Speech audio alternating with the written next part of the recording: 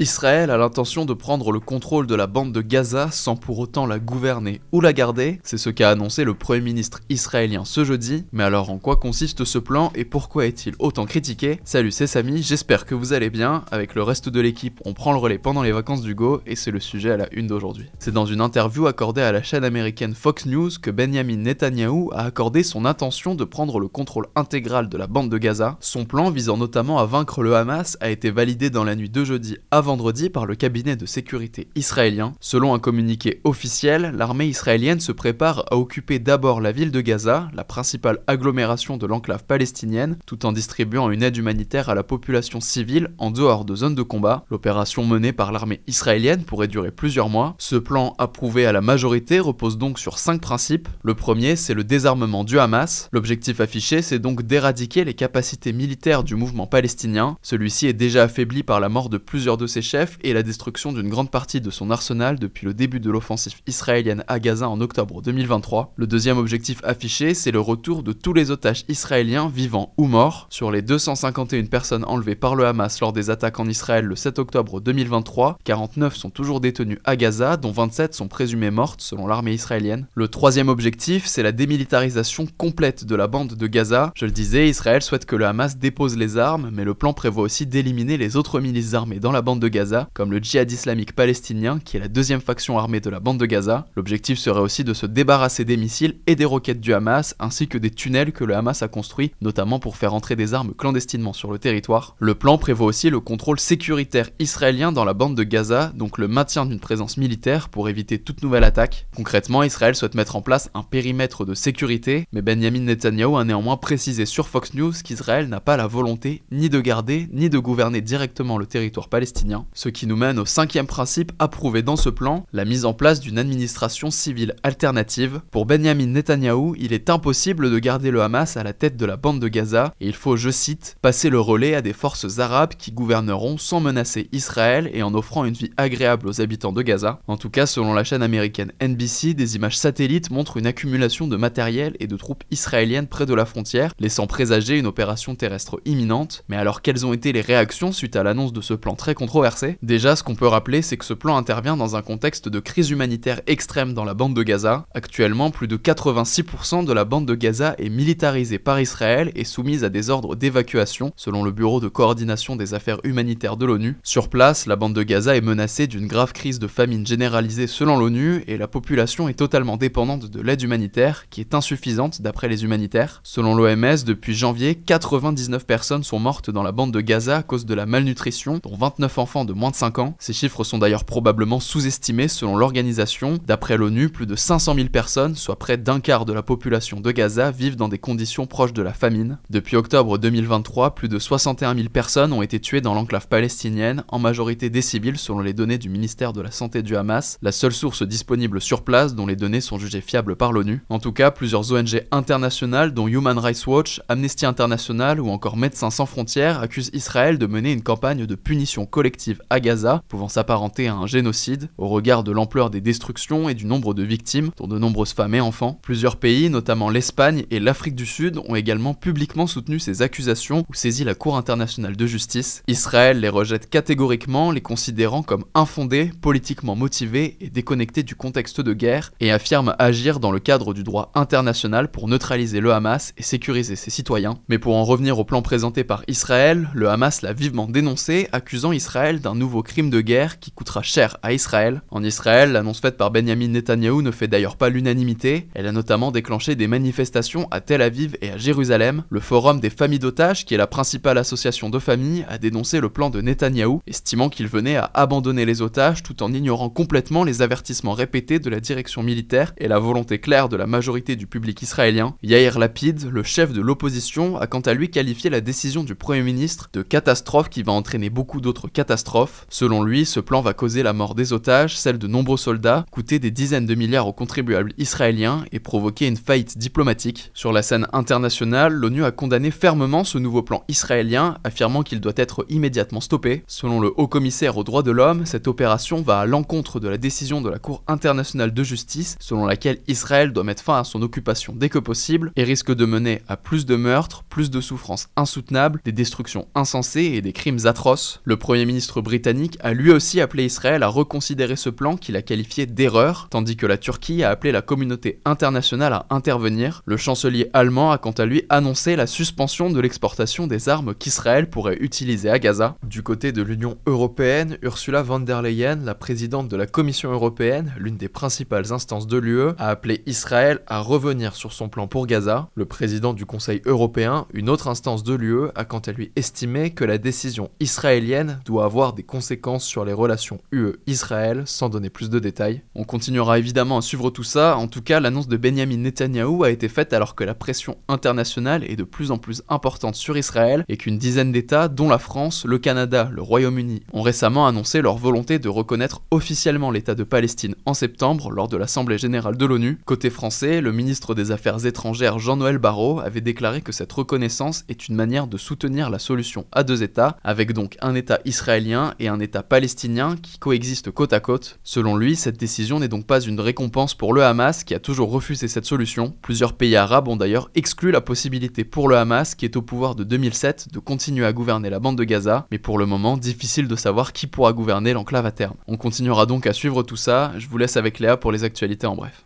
Merci Samy et bonjour à tous. On commence avec cette actu. On en sait un peu plus sur la prochaine rencontre entre le président russe Vladimir Poutine et le président des États-Unis Donald Trump qui devrait avoir lieu dans les prochains jours selon la Russie. Vladimir Poutine a indiqué que cette rencontre pourrait avoir lieu aux Émirats Arabes Unis, mais rien n'a été confirmé pour le moment. La dernière rencontre entre les deux dirigeants remonte à 2019 lors d'un sommet du G20 au Japon. En tout cas, ce qu'on sait, c'est que le président ukrainien Volodymyr Zelensky ne sera pas convié lors de cette rencontre. Selon Vladimir Poutine, les conditions ne sont pour le moment pas réunies pour qu'il le rencontre. De son côté, Volodymyr Zelensky a estimé qu'il était, je cite, nécessaire de fixer le moment de cette rencontre et les questions qui y seront abordées. À noter que Donald Trump avait donné jusqu'à ce vendredi à la Russie pour mettre fin à son offensive en Ukraine sous peine de nouvelles sanctions sévères. À l'heure où je tourne, Donald Trump n'a pour le moment pas fait d'annonce à ce sujet, mais l'ultimatum pourrait être mis en suspens en attendant la rencontre entre Donald Trump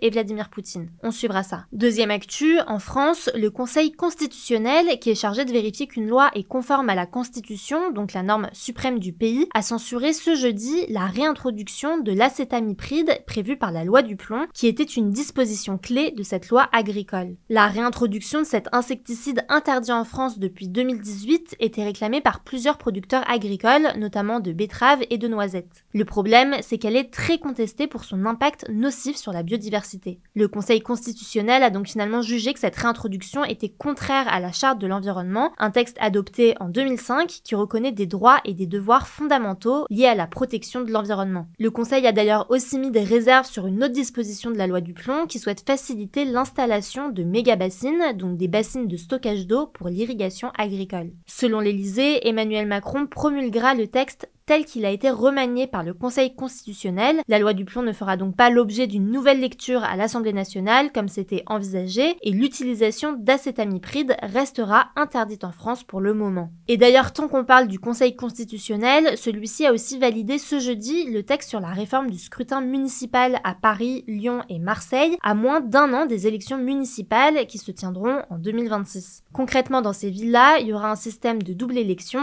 avec deux urnes. L'une servira à élire les membres du conseil de la mairie centrale, donc de la mairie de Paris, Lyon et Marseille, qui éliront ensuite le maire de la ville. L'autre une servira à élire le maire de l'arrondissement à Paris ou du secteur dans le cas de Lyon et de Marseille. Troisième actu, le feu qui ravage le département de l'Aude depuis ce mardi a enfin pu être fixé ce jeudi soir selon la préfecture. Le feu ne progresse donc plus, mais il ne sera pas éteint avant plusieurs jours. 2000 pompiers restent mobilisés sur place, ainsi que plus de 200 gendarmes. En tout, l'incendie a parcouru 17 000 hectares de végétation en un peu plus de 48 heures. Une personne âgée de 65 ans est morte chez elle alors qu'elle refusait d'évacuer, et 18 autres ont été blessés, dont 16 pompiers, selon les dernières déclarations du préfet de l'Aude. Le feu a aussi détruit ou endommagé 36 maisons et brûlé 54 véhicules. Au total, 2000 personnes ont été évacuées. Ce vendredi matin, 1300 foyers étaient encore privés d'électricité selon la préfecture. Il s'agit du pire incendie sur les côtes méditerranéennes françaises depuis depuis au moins 50 ans, selon une base de données gouvernementale répertoriant les feux de forêt depuis 1973. Et enfin, on finit avec cette actu, les nommés pour la prochaine cérémonie du Ballon d'Or, qui récompense chaque année le meilleur joueur et la meilleure joueuse de football du monde, ont été dévoilés ce jeudi. Parmi les nommés pour le Ballon d'Or masculin 2025, 4 sont français. Il s'agit de Kylian Mbappé, Ousmane Dembélé, Désiré Doué et Michael Olise. Et parmi les nommés au Ballon d'Or féminin, on retrouve également 2 françaises, Clara Matteo et Sandy Baltimore. À noter que sur les 30 nommés pour le Ballon d'Or masculin, 9 sont des joueurs du PSG, un record pour le club parisien. Jusqu'ici, seul le club espagnol du Real Madrid détenait ce record avec 9 joueurs nommés en 2003 et en 2018. En tout cas, la cérémonie aura lieu le 22 septembre au Théâtre du Châtelet à Paris, on suivra ça. Merci beaucoup Léa pour ces actualités, on a fait le tour pour aujourd'hui. Merci encore à vous de suivre ce format, que ce soit sur YouTube, Instagram, mais aussi en format newsletter. Sur ce, prenez soin de vous, prenez soin de vos proches et on vous souhaite à tous un très bon week-end.